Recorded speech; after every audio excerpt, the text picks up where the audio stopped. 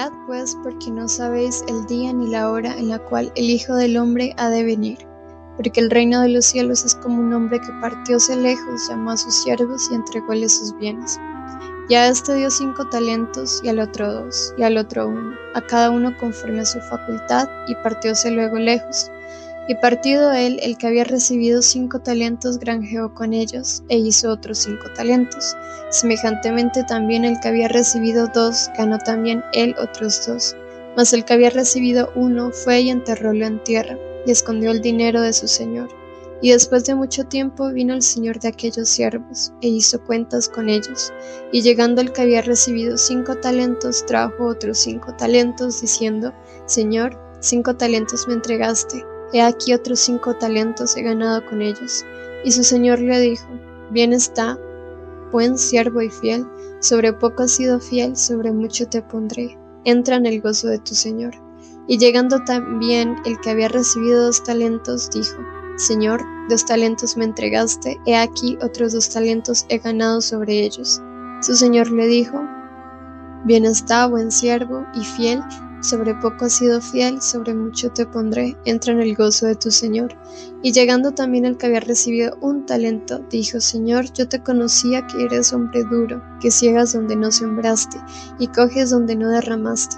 Por tanto tuve miedo, y fui y escondí tu talento en tierra. He aquí tienes lo que es tuyo.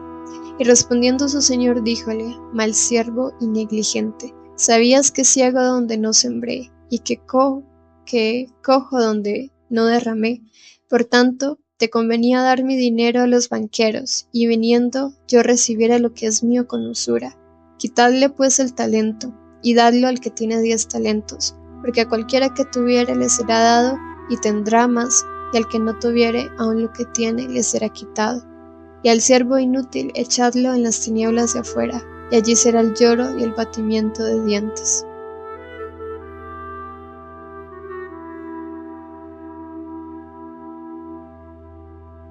En el mundo antiguo, un talento era una medida enorme de riqueza.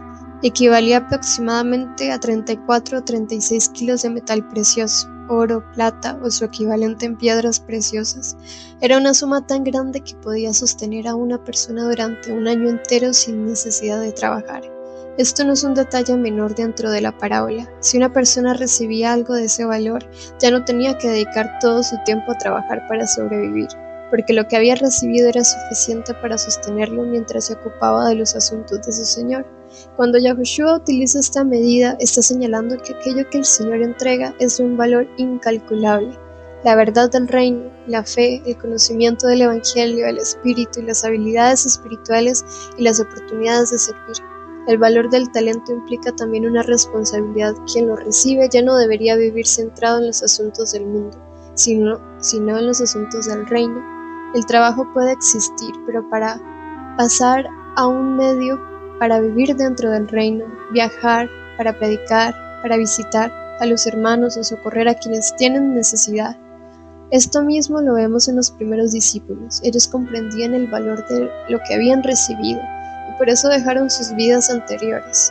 Mateo 19:27 dice: Entonces respondiendo Pedro le dijo: He aquí nosotros lo hemos dejado todo y te hemos seguido. ¿Qué pues tendremos? Yahushua respondió. Mateo 19:29.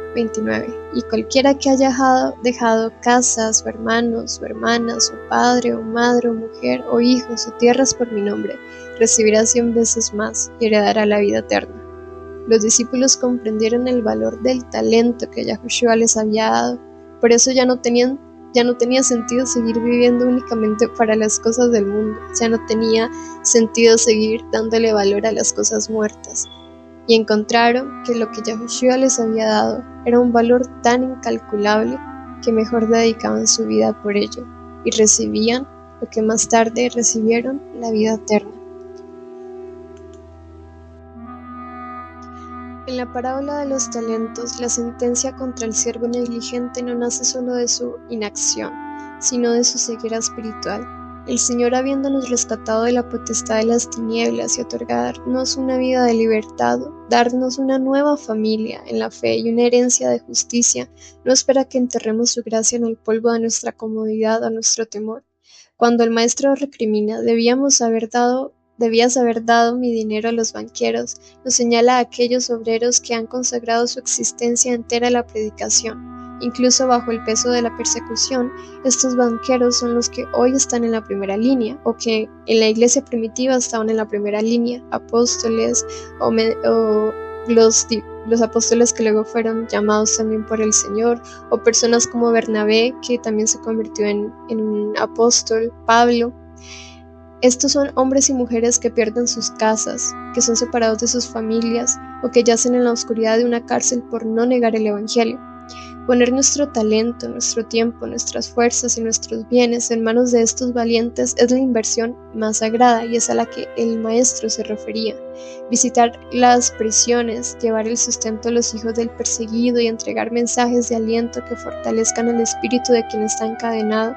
Si el Señor nos ha dado una vida de paz y seguridad, es para que esa libertad sea el puente que sostenga al que es maltratado. No somos todos la voz que clama, pero debemos ser la mano que venda las heridas de esa voz. Esas personas, esos discípulos que no eran como los apóstoles, que no era como Pablo, como Bernabé, estas personas que entregaron sus vidas, también habían otros hermanos que en una medida menor ayudaban de esta forma a estos de la primera línea. El Señor nos pide el talento de vuelta tal como lo entregó. Él busca la usura, que es el fruto multiplicado de su inversión en nosotros. Habiendo sido perdonados de una deuda impagable, nuestra vida entera es ahora la moneda del reino. Al sostener a quienes dan su vida por la predicación, nos hacemos partícipes de su corona. El talento que tú inviertes o que la iglesia primitiva invirtió en el mensajero perseguido, el Señor lo recibe como una cosecha de almas y de resistencia santa. Aquel que es llamado siervo malo y negligente es quien, viendo al embajador del Mesías sufrir necesidad o prisión, guarda su tiempo y sus recursos para sí mismo, olvidando que nada de lo que posee es suyo.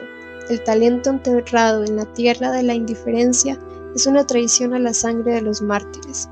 En cambio, el talento entregado al servicio de los santos atribulados asegura que al venir el Rey, reciba lo que es suyo con el interés de una iglesia que no desmayó en la prueba. Y pondrá las ovejas a su derecha y los cabritos a su izquierda. Entonces él dirá a los que estarán a su derecha: venid, benditos de mi Padre, poseed el reino aparejado para vosotros desde la fundación del mundo, porque tuve hambre y dísteme de comer, tuve sed y dísteme de beber, fui huésped y recogísteme, desnudo y cubrísteme, enfermo y visitásteme, estuve en la cárcel y viniste a mí. Entonces los justos le responderán diciendo: Señor, cuando te vimos hambriento y te sustentamos, sediento y te dimos de beber, y cuando te vimos huésped y te recogimos, desnudo y te cubrimos, o cuando te vimos enfermo o en la cárcel y vinimos a ti. Y respondiendo el rey decirles: de cierto os digo que en cuanto lo hiciste a uno de estos mis hermanos pequeñitos, a mí lo hiciste. Entonces dirá también a los que estarán a la izquierda: idos de mí, malditos, al fuego eterno que está aparejado para el diablo y sus ángeles. Porque tuve hambre y no me diste de comer, tuve sed y no me diste de beber, fui huésped y no me recogiste, desnudo y no me cubriste, enfermo y en la cárcel y no me visitaste.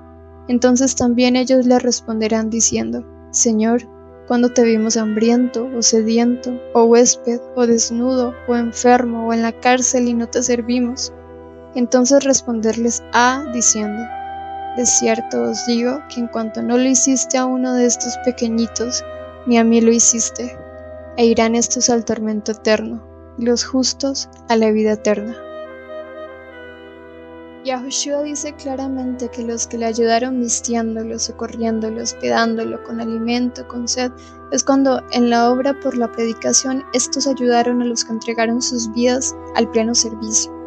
Y por correr la buena carrera padecieron todas estas necesidades básicas. Vemos a un Pablo metido varias veces en la cárcel por predicar la verdad. Entonces, ¿quién lo visitó? Vimos a los apóstoles con necesidades de alimento porque algunos a trabajar no tenían tiempo. ¿Quién les alivianó la carga de trabajar para que se dedicaran a ayudar con el Evangelio? Vemos a los discípulos caminando horas, días e incluso semanas. ¿Quién al menos les dio agua para refrescarse mientras viajaban a predicar? ¿O quién los recibió en sus casas mientras iban de paso? Estas personas son a las que Yahushua se refiere como Él mismo, no otros. No está hablando de cualquier persona que esté en la cárcel y quién sabe por qué error esté allá. No está hablando de alguien que no trabaja y espera que solo lo mantengan. Ojo, no estoy diciendo que esté mal ayudar a los necesitados o a los que estén en la cárcel por errores, pero hay que ser claros con la palabra, sin tabús, y decir lo que el contexto realmente demuestra, pues aquí solo está hablando de los que padecen por la palabra, por haber dedicado sus vidas al completo servicio, porque ese fue el camino que Yahushua les enseñó a sus discípulos, a que lo dejaran todo por anunciar el reino. Algunos predicadores confunden a la gente haciéndoles pensar que ir a dar limosna a cualquiera es hacerlo al mismo Yahushua, o que visitar a alguien que probablemente violó a un niño sea ir a visitar a Yahushua a la cárcel. No, el que tiene a Yahushua hace lo que él hizo. Ojo, tampoco estoy diciendo que está mal visitar a los que están en la cárcel por delitos. Es más, uno de los apóstoles predicó al mismo guardia de seguridad de aquella cárcel.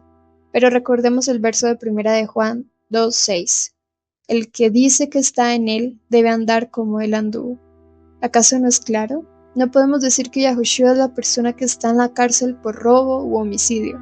Yahushua es esa persona que ha dejado todo por seguirle y por esta causa tiene necesidad de ropa, porque por estar viajando solo puede llevar todo en un pequeño bolso, por estar predicando a veces se moja y le da el sol y por ende se enferma, o cuando viaja a predicar no tiene dinero para pagar un lugar donde quedarse, o ha quedado solo porque su familia lo expulsó de la casa por creer en el Mesías. Veamos dónde más Yahushua dice que los que hacen así son él mismo. En Hechos 9:4-5 dice: Y cayendo en tierra oyó una voz que le decía: Saulo, Saulo, ¿por qué me persigues? Y él dijo: ¿Quién eres, Señor? Y el Señor dijo: Yo soy Yahushua a quien tú persigues. Dura cosa es dar cosas contra el aguijón. ¿Lo vemos? El mismo lenguaje que usa Yahushua en Mateo 25 lo usa para Hechos cuando se trata de la gente que dedica su vida al servicio o búsqueda de él. Aquí Yahushua dice que Pablo lo está persiguiendo a él, cuando en realidad está persiguiendo a los que lo siguen a él. Este verso nos confirma lo que ya veníamos analizando. Aquí Pablo está persiguiendo a la iglesia, está haciéndola padecer necesidades, está incluso persiguiéndolos para matarlos.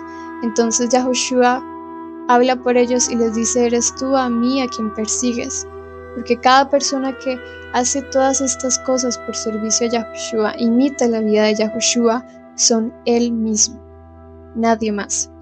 En Hechos 4:32 dice: Y de la multitud de los que habían creído eran un corazón y un alma, y ninguno decía ser suyo algo de lo que poseía, mas todas las cosas les eran comunes, y los apóstoles daban testimonio de la resurrección del Señor Yahushua con gran esfuerzo, y gran gracia era en todos ellos, que ninguno necesitado había entre ellos, porque todos los que poseían heredades o casas, vendiéndolo traían el precio de lo vendido, y depositábanlo a los pies de los apóstoles, y era repartido a cada uno como tenía la necesidad.